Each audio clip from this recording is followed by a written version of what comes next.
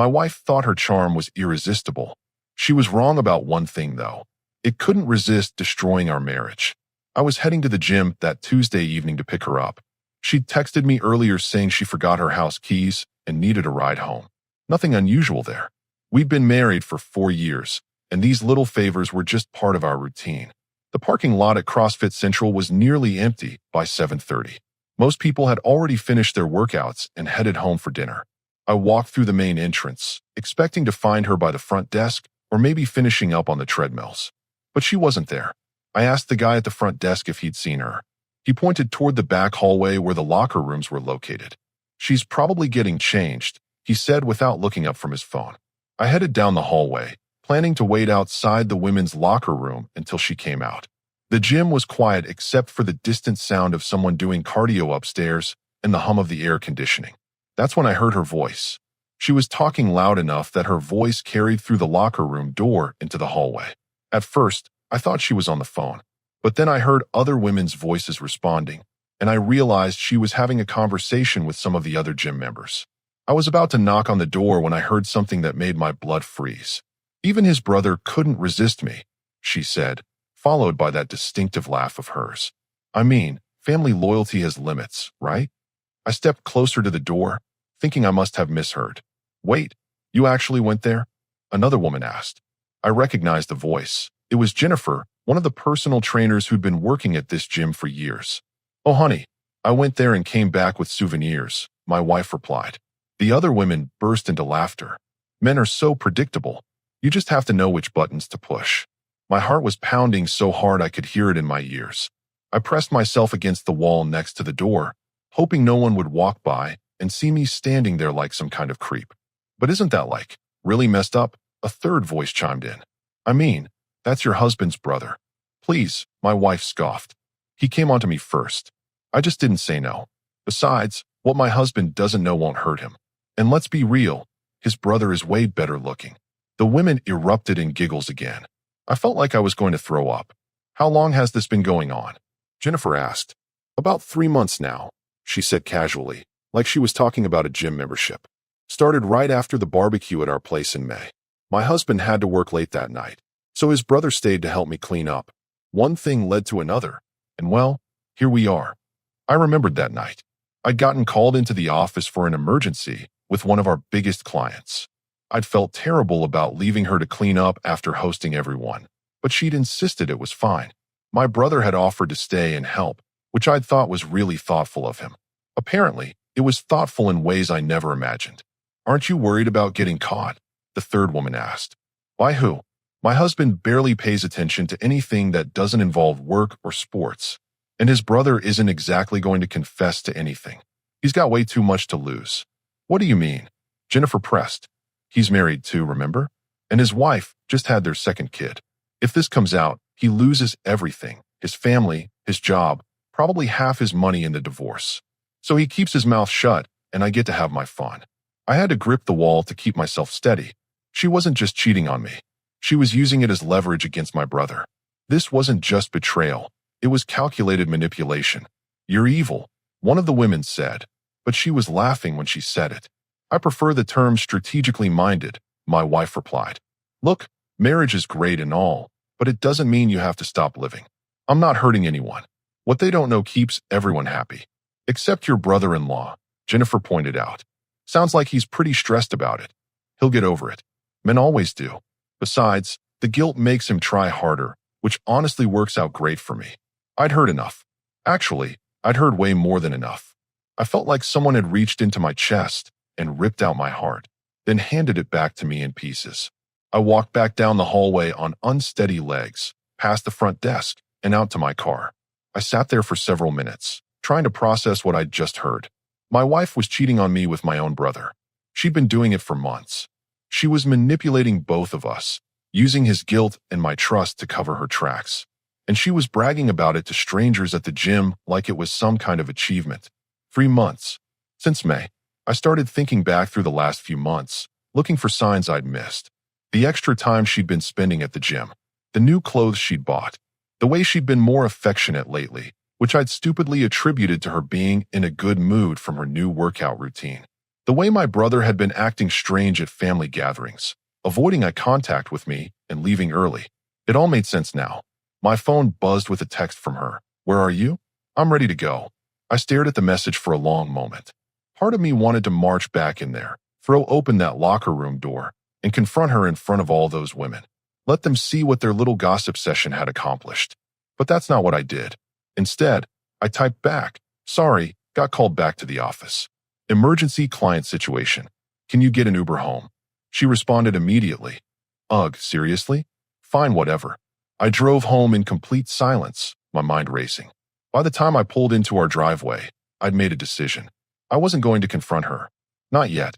I was going to be strategic about this, just like she'd been strategic about destroying our marriage. She thought I was predictable, that I'd barely paid attention to anything that didn't involve work or sports. She thought she had me figured out, that she could manipulate the situation indefinitely while I remained oblivious. She was about to find out how wrong she was. I walked into our house and looked around at everything we'd built together over the past 4 years. The furniture we'd picked out together. The photos on the walls from our wedding and vacations. The kitchen where we'd cooked dinner together just last night. All of it felt like a lie now. But if she wanted to play games, I'd play games. The difference was, I was going to play to win. And unlike her, I wasn't going to underestimate my opponent. She walked through the front door 40 minutes later, acting like nothing had happened. Like she hadn't just spent the evening bragging to strangers about how easily she'd manipulated her way into my brother's bed. "Hey babe," she said, dropping her gym bag by the door and kissing my cheek. "Sorry about the work thing. Was it serious?" I was sitting at the kitchen table with my laptop open, pretending to review some client files. "Yeah, the Henderson account had some issues with their quarterly projections. Took longer than expected to sort out." She nodded sympathetically and headed toward the refrigerator. "I'm starving. Did you eat already?" "Not yet. I was waiting for you." "Ah, that's sweet." She grabbed a bottle of water and leaned against the counter, studying me. "You look tired. Everything okay?" I almost laughed. Here she was, expressing fake concern about my well-being while actively working to destroy my life behind my back. The audacity was impressive in a twisted sort of way. "Just a long day," I said, closing the laptop. "How was the gym?" "Good. Did legs today. Jennifer put me through this killer squat routine that's going to have me walking funny tomorrow." She stretched her arms above her head, completely relaxed. "A few of the girls were talking about this new spinning class they want to try. I might check it out next week." Right. The girls.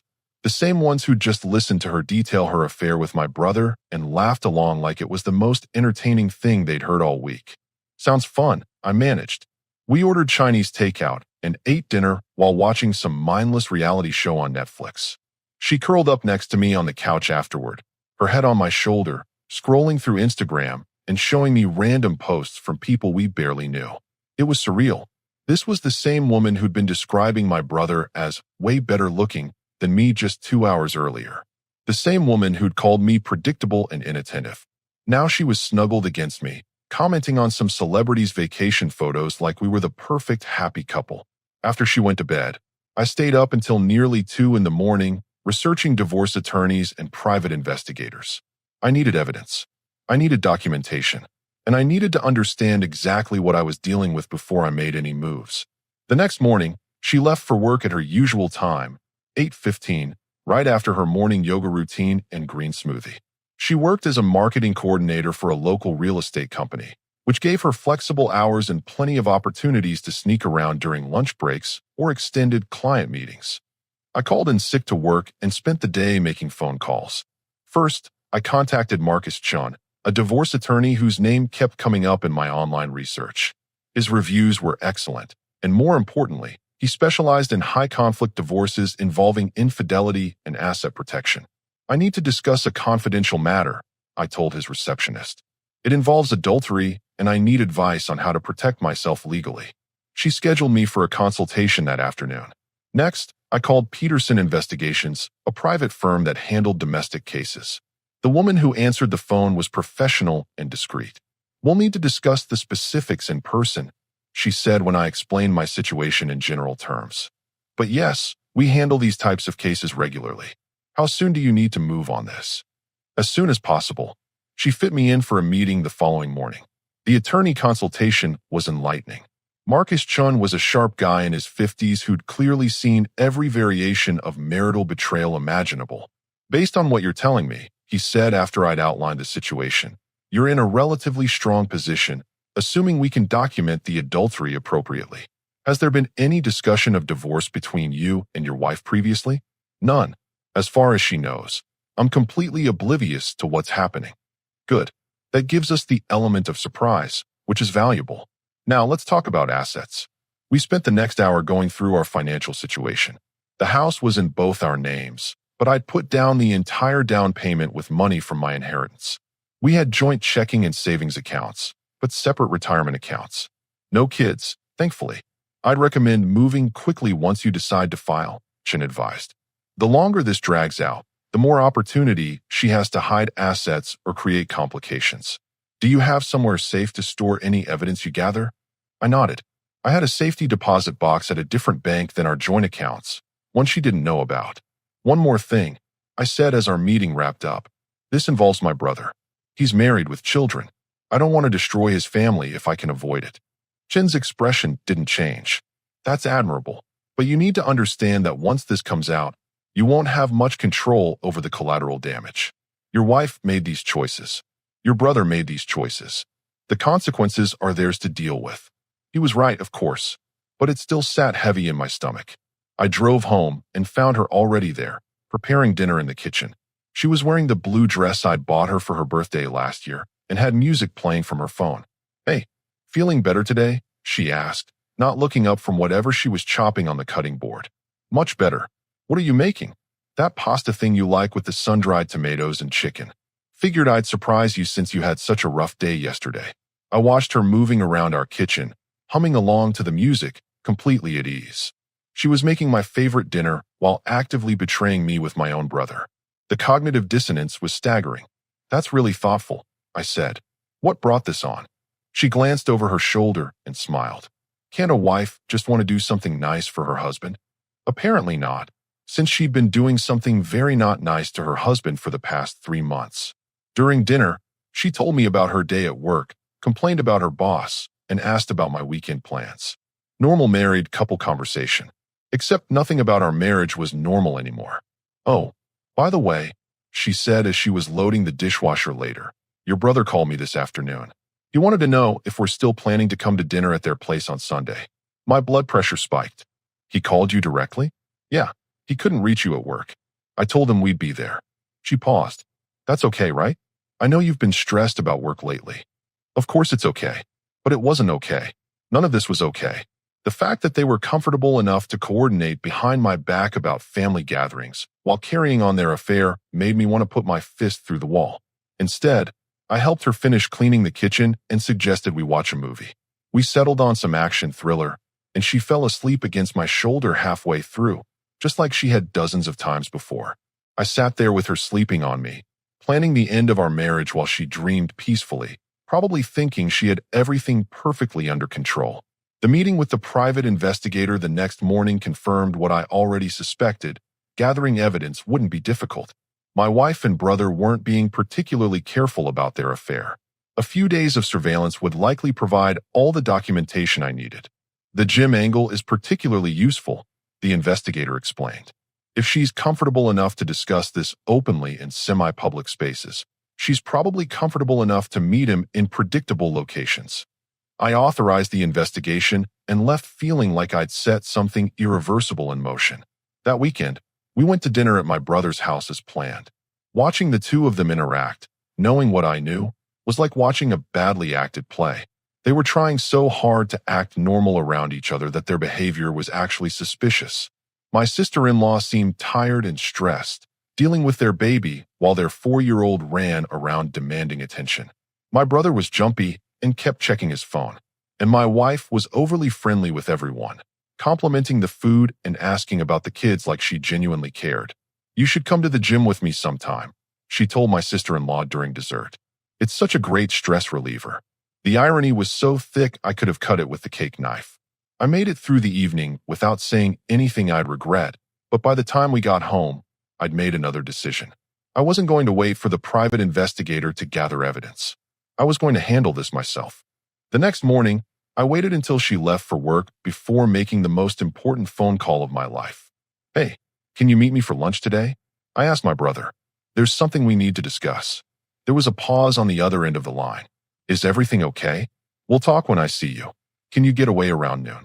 Yeah, I think so. Where do you want to meet? That diner on Route 9, outside of town. The one by the highway exit. I chose that location deliberately. It was far enough from both our workplaces and homes that we wouldn't run into anyone we knew. I needed this conversation to be completely private. He was already sitting in a booth near the back when I arrived.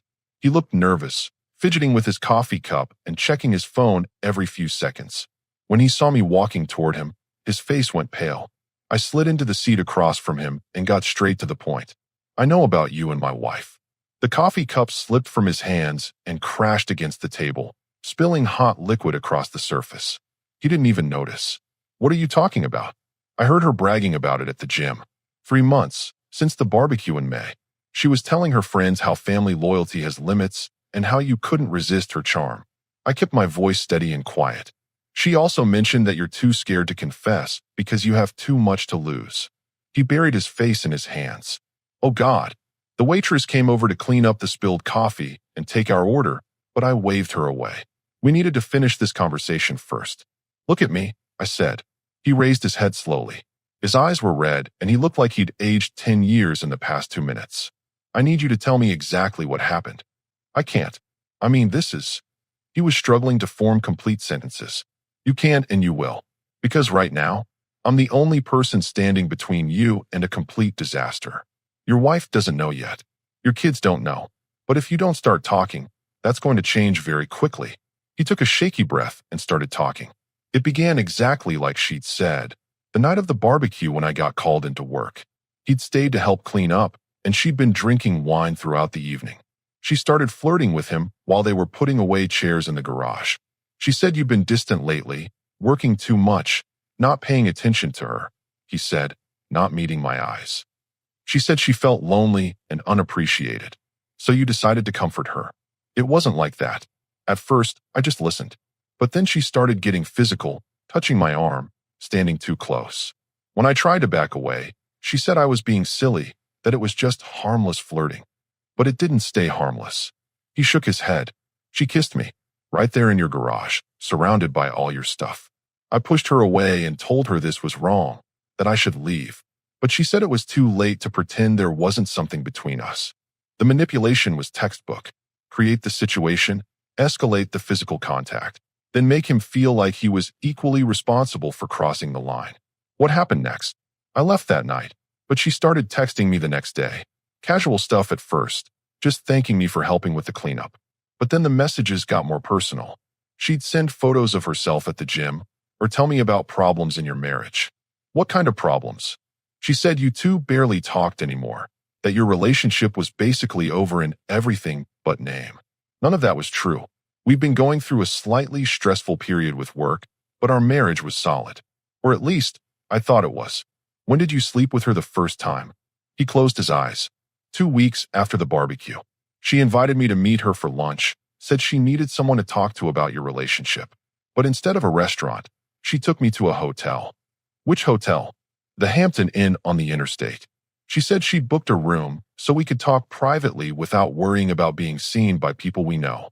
Of course she did. She'd planned the whole thing, right down to the location. How many times since then? I don't know. Maybe 15, 20 times. She has it all figured out, which days, which times, where to meet. She handles all the logistics. And you just went along with it. I tried to end it, multiple times.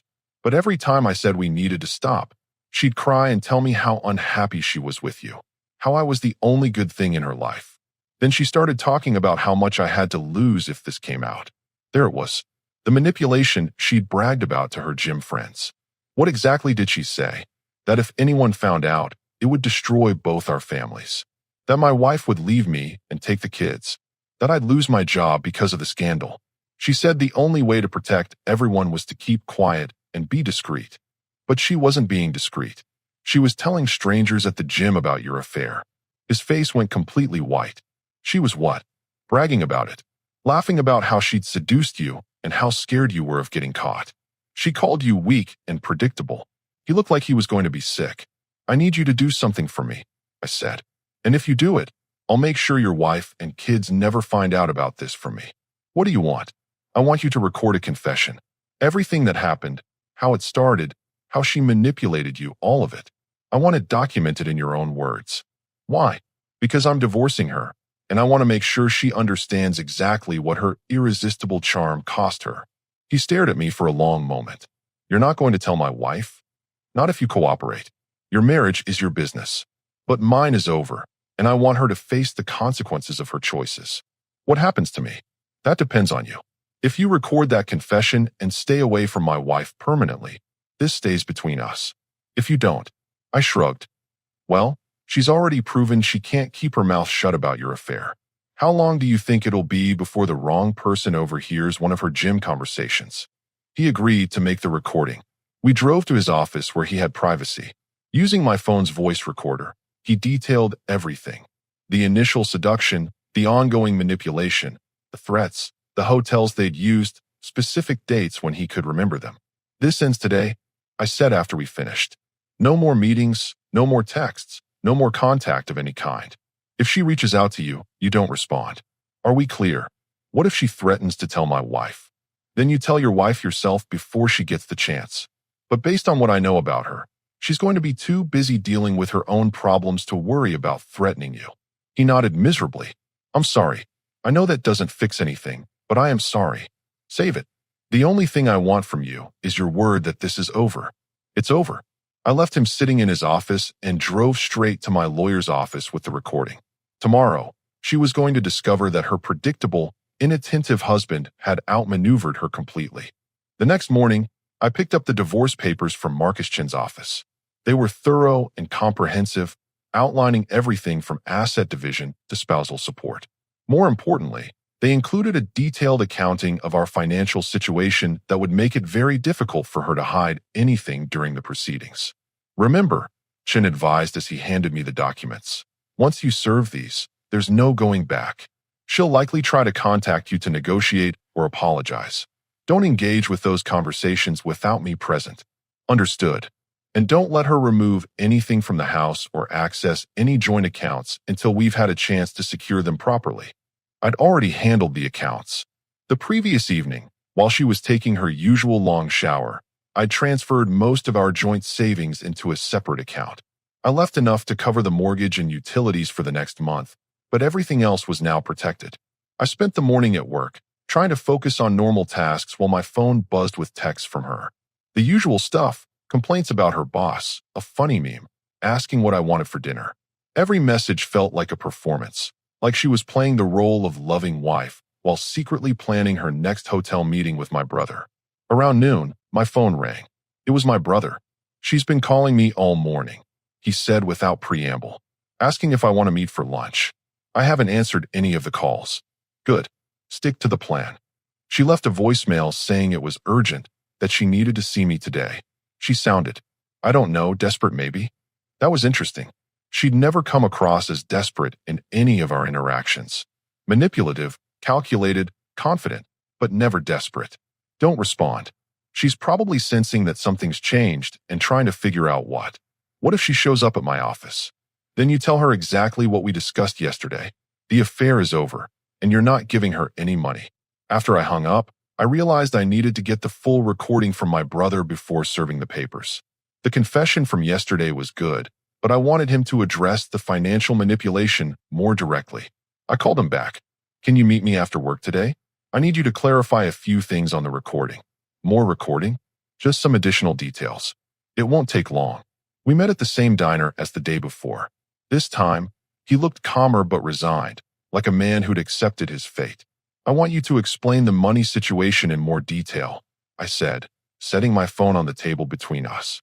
When did she first ask you for money? What exactly did she say? And how did she react when you didn't immediately agree? He took a deep breath and started talking. It was about 3 weeks ago. We were at the hotel, and afterwards she started talking about how unhappy she was with her job. She said she'd always wanted to start her own business, but never had the capital to get started. What kind of business? Some kind of online marketing consultancy. She said she had clients lined up, but needed money for website development and initial marketing costs. $5,000 to start, but she was confident she could make it back within 6 months. And you believed her? I wanted to believe her. She made it sound legitimate, professional. She had spreadsheets on her phone showing projected income and expenses. That sounded like her. She'd always been good with presentations and making things look official. But then she started getting pushy about it. When I said I needed time to think about it, she got upset. She said if I really cared about her, I want to help her become independent so she could eventually leave you. She wanted to leave me? That's what she said. She claimed she was only staying in the marriage because she couldn't afford to support herself. The business was supposed to be her escape plan. This was getting more interesting by the minute. Go on. Last week, she got really aggressive about it. She said I was being selfish, that after everything she'd risked for our relationship, the least I could do was help her build a future. When I still hesitated, she started talking about how much trouble we'd both be in if anyone found out about the affair. She threatened you. Not directly, but the implication was clear. Help her financially or risk exposure. I had him repeat all of this into the recording, along with specific dates and details about their hotel meetings. By the time we finished, I had nearly 2 hours of recorded confession that painted a clear picture of systematic manipulation, emotional blackmail, and attempted financial fraud. What happens now? He asked as I saved the recording to my phone. Now you go home to your family and forget this ever happened. Don't contact her, don't respond if she contacts you, and don't discuss this with anyone else. And if she tries to cause trouble for me, she won't. She's going to be way too busy dealing with her own problems. That evening, she came home later than usual, around 7:30 instead of her normal 6:15. Sorry I'm late, she said, dropping her purse by the door. Had to stay and finish a presentation for tomorrow's client meeting. Except her company didn't typically have evening client meetings, and she'd never mentioned any presentation when she'd texted me earlier in the day. How did the presentation go? I asked. What? You said you had to finish a presentation. How did it go? She blinked a few times, like she was trying to remember what lie she'd just told. Oh, it went fine. Still needs some work, but I think the client will like it. Which client? It's a new prospect. Local restaurant chain looking to expand their digital marketing. She was making this up as she went along. I could see her mentally scrambling to add details that would make the story sound believable. That sounds promising. What's the name of the restaurant? They're still working on the branding, so they don't want us to discuss specifics until the contract is signed. Of course they didn't. We ordered Thai food and ate dinner while she told me more elaborate lies about her fictitious client meeting. She was a surprisingly good liar when she put effort into it, but tonight she seemed distracted, checking her phone more frequently than usual. Everything okay? I asked. You seem a little stressed. Just work stuff. You know how it is. I didn't know how it was, but I was pretty sure her stress had nothing to do with work and everything to do with my brother's sudden unavailability. After dinner, I told her I had some emails to catch up on and went to her home office. In reality, I was organizing all the evidence I'd gathered, the original recording from the gym, the confession from my brother, screenshots of our joint account transactions, and copies of all the divorce paperwork. Everything was going into the safety deposit box tomorrow morning, with copies stored in 3 different locations. I wasn't taking any chances. Around 10 o'clock, she knocked on the office door. Are you coming to bed soon? She asked. I thought maybe we could watch a movie or something. Just finishing up. I'll be there in a few minutes. She lingered in the doorway for a moment, like she wanted to say something else, but then just nodded and went upstairs. I stayed in the office for another hour, finalizing my plan for the next day. She typically left for work at 8:15 and didn't get home until 6. That gave me nearly 10 hours to set everything up exactly the way I wanted it. Tomorrow was going to be the last day of our marriage, though she didn't know it yet. When I finally went upstairs, she was already asleep, curled up on her side of the bed with her phone charging on the nightstand. I looked at her lying there, so peaceful and innocent looking, and tried to remember when I'd first started falling in love with her. It seemed like a lifetime ago. I set my alarm for 6:30, 2 hours earlier than usual. I had a lot to accomplish before she woke up, and I wanted to be completely ready when the moment came to end this charade once and for all. The woman who thought she could manipulate everyone around her was about to learn that some people don't stay predictable forever. My alarm went off at 6:30, but I was already awake. I'd been lying there for the past hour, listening to her breathe beside me, mentally rehearsing every step of what I was about to do. She stirred when I got out of bed, but didn't wake up. I showered quietly, got dressed, and went downstairs to make coffee like it was any other morning. At 7:45, she came down in her usual work outfit, black slacks and a blue blouse I'd complimented her on dozens of times. She grabbed her travel mug and kissed my cheek on her way to the door. "Have a good day," she said. "Love you. Love you too." The lies came so easily to both of us now. The moment her car disappeared around the corner, I went into action. First stop was the bank, where I moved the remaining joint funds into a separate account and secured all the evidence in my safety deposit box. Then I drove to Marcus Chin's office to pick up an additional copy of the divorce papers. By 10 o'clock, I was back home, ready to transform our house into the stage for the final act of our marriage. I started by packing my important personal items, documents, family photos, my grandfather's watch, things that couldn't be replaced.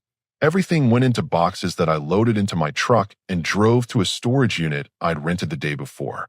Next, I changed the passwords on all our streaming accounts, our home security system, and our Wi-Fi network. Small touches, but they would make a point. I spent the afternoon arranging everything exactly how I wanted it. The divorce papers went on the kitchen table, along with a printed transcript of my brother's confession. Next to that, I placed a small Bluetooth speaker connected to my phone, queued up to play the audio recording. On the counter, I left a bottle of wine, the same expensive Pinot Grigio she'd been drinking the night she first seduced my brother. A little touch of irony for someone who thought she was so clever. Finally, I wrote a brief note and placed it on top of the divorce papers. "You said family loyalty has limits. You were right. So does marriage. Everything you need to know is on this table. Don't bother calling. I'll be staying somewhere else tonight. My lawyer will contact you tomorrow about scheduling a meeting. Your predictable husband." By 5 o'clock, everything was ready. I drove to a hotel across town and checked into a room where I could wait for the inevitable phone calls and text messages that would start coming once she got home. At 6:23, my phone exploded. First came the texts, "What is this?" followed immediately by "Call me right now," and then, "This isn't funny." Then the call started. I let every single one go to voicemail. At 6:37, she tried calling my brother. I knew because he texted me. She's calling, not answering. At 7:15, I got a voicemail that was just her crying and saying, "Please call me back," over and over. At 7:42, another voicemail. "You don't understand what happened. It's not what you think. Just let me explain." By 8 o'clock, she'd left 12 voicemails and sent 37 text messages, ranging from apologies to anger to desperate pleas for me to come home so we could work this out. At 8:30, my phone rang with a number I didn't recognize. I answered. "You bastard." Her voice was raw from crying, but the anger came through clearly. "You recorded him? You manipulated him into betraying me." "I manipulated him? That's rich. This is all lies. He's lying because he's scared of losing his family. He's scared because you threatened him. Multiple times. It's all on the recording. You can't use that in court. It's illegal to record someone without their consent. Actually, in this state, only one party needs to consent to recording a conversation. And since I was present for his confession, it's completely legal." There was silence on the other end for several seconds. "Come home," she said finally. "We can fix this. I made a mistake, but we can go to counseling. We can work through this." "No, we can't. Why are you being so cruel? I know you're hurt, but destroying our marriage over one mistake." "One mistake? You've been planning this for months. The hotel rooms, the financial manipulation, the lies, bragging about it to strangers. That's not a mistake. That's a pattern. I never meant for any of this to happen. But it did happen, and now you get to live with the consequences." She started crying again, but I'd heard enough. I hung up and turned off my phone. The next morning, Marcus Chin called the hotel room to let me know she'd contacted his office, trying to convince him that I was being unreasonable and that we should attempt mediation before filing for divorce. I told her that wasn't my decision to make, he said. "How do you want to proceed?" "File the papers. I want this done as quickly as possible." "Understood." She's also going to need to find her own attorney. I advised her of that conflict of interest. I checked out of the hotel and drove back to the house to collect more of my belongings. Her car was in the driveway, which surprised me. She should have been at work. I found her sitting at the kitchen table, still in her pajamas, staring at the divorce papers. She looked like she hadn't slept. "You came back," she said without looking up. "Just getting some clothes. I'll be out of your way in a few minutes. This is really it. You're really going to throw away 4 years of marriage." I stopped packing and looked at her. "I'm not throwing anything away. You already did that." She finally looked up at me, and I could see she'd been crying all night. "I know I hurt you. I know I messed up. But people make mistakes. People find their way back from mistakes. Some mistakes, maybe, but not this one." I grabbed my suitcase and headed for the door. "Your brother called me this morning," she said as I reached the hallway. "He told me you threatened to expose him if he didn't cooperate with your little recording session." I turned around. "Is that what he said?" "He said you blackmailed him into lying about what happened between us." "And you believe him?" She stood up, some of her old confidence returning. "I know what really happened. And I know you manipulated that recording to make me look bad." I almost laughed. Even now, caught red-handed with irrefutable evidence, she was trying to spin the narrative to make herself the victim. "Good luck selling that story to your lawyer," I said. "You're going to need it." I walked out of the house and didn't look back. The woman who thought she could play everyone was about to discover that the game was over and she'd lost. 3 weeks later, I was sitting in Marcus Chin's conference room across from my wife and her attorney, a sharp-dressed woman who looked like she'd rather be anywhere else. The evidence was spread across the table between us. The recordings, bank statements, hotel receipts the private investigator had obtained, and witness statements from 2 of the women at the gym who'd corroborated her bragging about the affair. Her lawyer had tried every angle she could think of. The recordings were obtained under duress. The hotel receipts didn't prove anything. The gym witnesses were unreliable. None of it worked. My client is prepared to accept a no-fault divorce with standard asset division, her attorney said finally. "Your client isn't in a position to dictate terms," Marcus replied. "The prenup she signed clearly states that adultery voids any claim to spousal support or shared assets beyond what she brought into the marriage." I watched her face as the reality sank in. She'd forgotten about the prenup we'd signed before our wedding. Back then, she'd laughed it off as unnecessary paperwork that would never matter.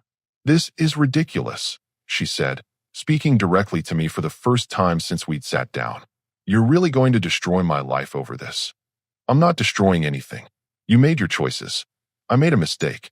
One mistake. Multiple mistakes. Over several months. With financial fraud thrown in for good measure." Her attorney placed a hand on her arm, trying to keep her quiet, but she was beyond listening to legal advice. "You want to know the truth?" she said, her voice rising. "Yes, I slept with your brother. Yes, I enjoyed it. And yes, he was better than you in every way that matters." The room went silent. Even her attorney looked shocked. "But I never stopped loving you," she continued.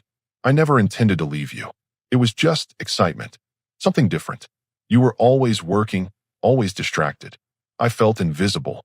So you decided to make yourself visible by manipulating my brother into an affair and then trying to extort money from him. It wasn't extortion. It was a business loan. From your affair partner. Using the threat of exposure as leverage." She opened her mouth to respond, then closed it. For the first time in this entire process, she had no comeback ready. "Here's what's going to happen," Marcus said, sliding a document across the table. "My client gets the house, since he provided the entire down payment with inherited funds. The joint accounts are divided proportionally based on contributions, which heavily favor him. She gets her car, her personal belongings, and her 401k. No spousal support, no shared debt responsibility." Her attorney reviewed the terms and whispered something in her ear. She shook her head violently. "I'm not signing that." "Then we go to trial," Marcus said calmly, "where all of this evidence becomes public record, including the recordings of your affair and the attempted financial manipulation of your brother-in-law." She stared at him, then at me. "You would really do that?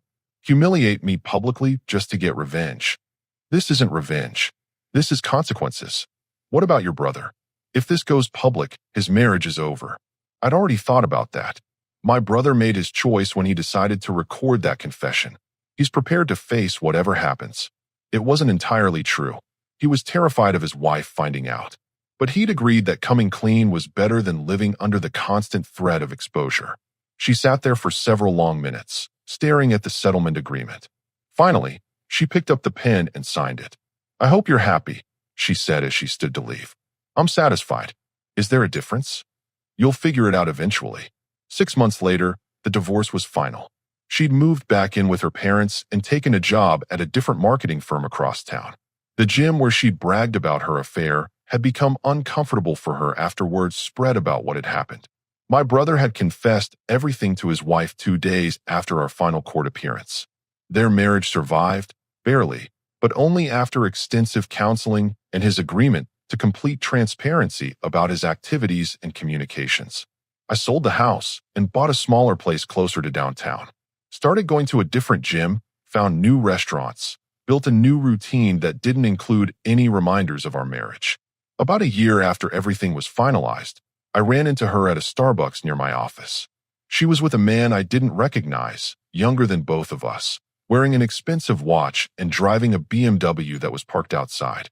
She saw me before I could leave and walked over to my table. You look good, she said. Happy.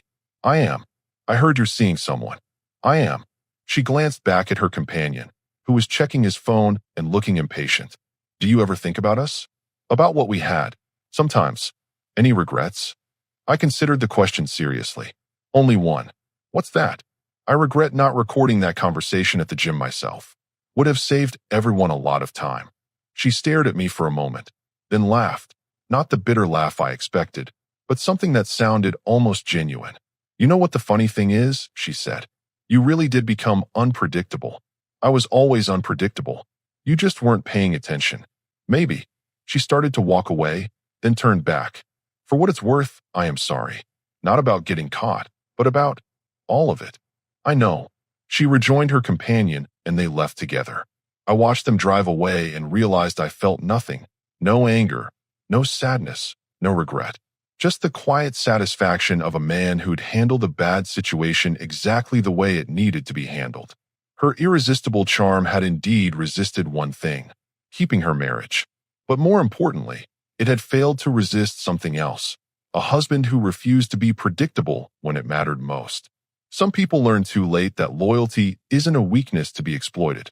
It's a strength that, when broken, reveals exactly what someone is really made of. She'd found out what I was made of, and I'd found out what she was made of.